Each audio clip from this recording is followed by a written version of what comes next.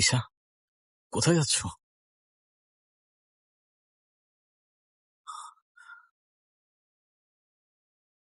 ইরফান, এটা তোমার আর আমার মাঝখানে শেষ দেয়া।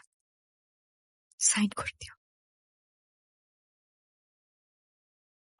এই গুনাহ আমার, আর এই বিষাক্ত তাকদীর আমারই লেখা। আমি জানি আমার এই ধ্বংসের জন্য আমিই দায়ী, কিন্তু যে শয়তান আমার হাতে বিষের পেয়ালা তুলে দিয়েছিল তার সাথে হিসাবটা এখনো বাকি। ইরফান, আমার এখানে নিয়েছিস কেন? ইরফান, কি হয়েছে তোর? বল না ইরফান।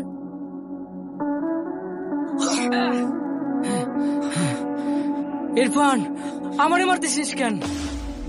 আমি তোর বন্ধু না? আমি কি করছি? বন্ধু,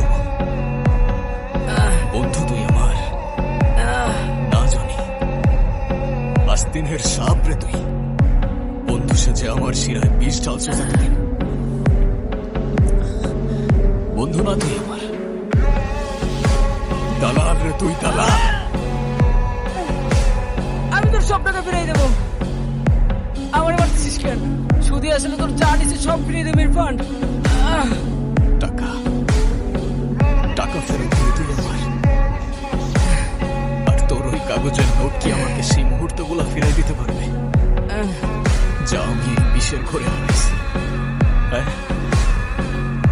ফিরাই দিতে পারবি আমার মায়ের সেই শেষ সময়টা যখন আমার তার পাশে থাকার কথা ছিল, আর আমি ছিলাম তোর এই বিষের ঘরে? ফিরাই দিতে পারবি আমার ওয়াইফকে যে আজকে আমাকে ছেড়ে চলে গেছে? ফিরাই দিতে পারবি ঈশাকে?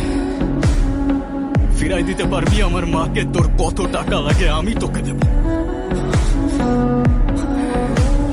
পারবি না তো? আমি জানি তুই পারবি না। ইরফান, প্লিজ মাফ করে দে। মাফ করে দে ভাই, আমার মাফ করে দে। যা দিলাম তোকে মাফ করে, কারণ একদিনের জন্য হলেও তোকে আমি আমার ভাই ভাবছিলাম।